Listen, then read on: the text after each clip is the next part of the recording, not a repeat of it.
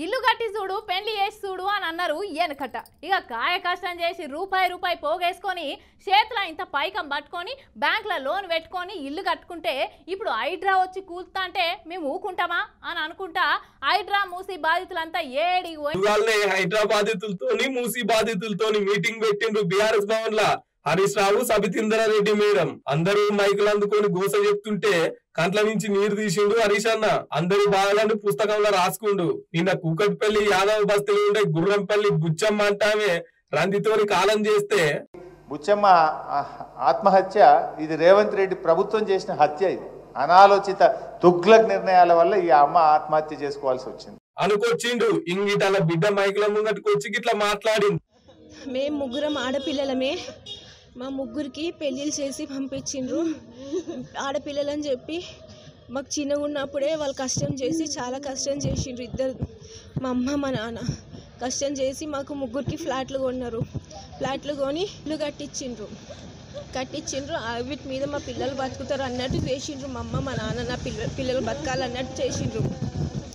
కానీ ఇప్పుడు ఈ హైడ్రా రావడం వల్ల ఆ చుట్టుపక్కల అన్నీ కూలగొడుతున్నారు.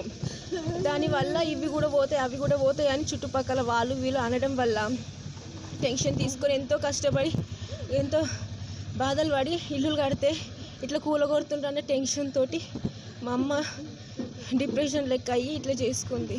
లేదు బుచ్చమ్మ ఆత్మహత్యకు హైడ్రాకు ఎసొంటి సంబంధం లేదు. ఆమెకు మేము ఎసొంటి నోటీస్ ఇవ్వాలి అనుకొచ్చిండు హైడ్రా కమిషనర్ రంగనాథ్ సారు. నిన్న చూశాను ఎవరో పెద్దమ్మ బుచ్చమ్మ అని చెప్పి ఆమె ఆత్మహత్య చేసుకున్నదని చెప్పి చాలా బాధ అనిపించింది. ఎందుకంటే అరే ఒక పెద్దవిడ ఇట్లా ఆమె ఇది ఆత్మహత్య చేసుకోవటం అనేది ఇటువంటిది మనం దీనికోసం కాదు, హైడ్రా అనేది ఉద్దేశాల కోసం పెట్టింది కాదు. ప్రభుత్వం ఈ ఉద్దేశంతో ఇది ఈ లక్ష్యాలతోటి ఈ ఇన్స్టిట్యూషన్ ఫ్లోట్ చేసింది కాదు. ఈ బుచ్చమ్మ అనే ఈమె చేసుకోవడానికి కారణం అక్కడ ముగ్గురు ఎవరు ఆడపిల్లలు ఉన్నారు. ఇద్దరికేమో G+1 హౌసెస్ ఇచ్చారు, ఇంకొకరికి చిన్న ఒక ఖాళీ ప్లాట్ ఇచ్చారు. ఇచ్చిన తర్వాత ఇవన్నీ కూడా బఫర్ జోన్లో వస్తాయి. ఇంగిటు మధ్యలోకి కాంగ్రెస్ పెప్ప రాహుల్ గాంధీని గుంజిండ్రు. రాహుల్ గాంధీ గారిని కూడా అడుగుతా ఉన్నా. బుల్డోజర్ రాజ్ అని చెప్పి ఆడపోయి ప్రచారం చేస్తున్నాడు. హర్యానాలో ఎన్నికలు జరిగేటువంటి చోట్ల బుల్డోజర్ రాజ్ నహీ చలేగా అంటుండు. ఇలా ఆయన ఆలోచించాలి కదా. ఆయన పోయి దేశమంతా తిరిగి బుల్డోజర్ రాజ్యం నడవది అంటున్నాడు. మరి నీకు రేవంత్ రెడ్డి చేసే బుల్డోజర్ రాజ్యాన్ని ముందు ఆపాలనా వద్దా?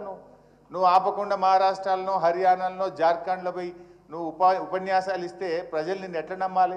ఏ విధంగా నమ్ముతారు?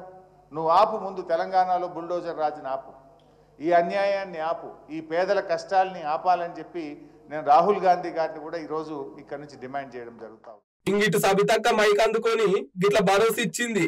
ఇంక ఆఖరికి రేపు పొద్దుగాల 9 గంటలకు వస్తాం, అప్పటిదాకానైతే ఎవరు పరిశాను కావద్దని ధైర్యాన్ని నింపిండు. అర్ధరాత్రి అయినా కూడా మీరు ఫోన్ చేసినా మా బాబు ఉంటాడు, నేను ఉంటాను, పార్టీ తరఫున హరీష్ రావు గారు ఉంటారు, కేటీఆర్ గారు ఉంటారు, అందరం ఉంటాం. కాబట్టి మీరందరూ కూడా ధైర్యంగా ఉండండి. హరీష్ రావు గారు చెప్పినట్టు టెన్షన్ పడకండి, తొందరపడకండి.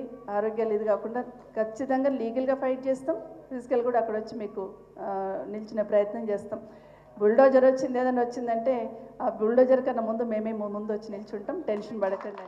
ఇంగిటు హైడ్రా మూసి బాధితులు గాంధీ భవన్ ముట్టడిస్తామని ఆవాదించేసరికి గాంధీ భవన్ కాడ పోలీసు బలగాలు గస్తీగా వస్తున్నాయి. గాంధీ హాస్పిటల్ కాడున్న బుచ్చమ్మ శివం దగ్గరికి బీఆర్ఎస్ నేతలు పోయేసరికి పోలీసులు అడ్డుపడ్డారు. మొత్తం మీదనైతే జనాలకు ఏడ గోస చెప్పుకుంటూ తీరుతుందో అర్థమైతలేదు. కాయ కష్టం చేసి రూపాయి పోగేసుకొని కొనుక్కున్న ఇళ్లను కూలగొడుతుంటే గుండె చెరువవుతుంది. కరెంటు బిల్లు, వాటర్ బిల్లు ఎట్లా తీసుకుంటున్నారు అని దుఃఖంతో అరుచుకుంటున్నారు రేవంత్ అన్నని మూసి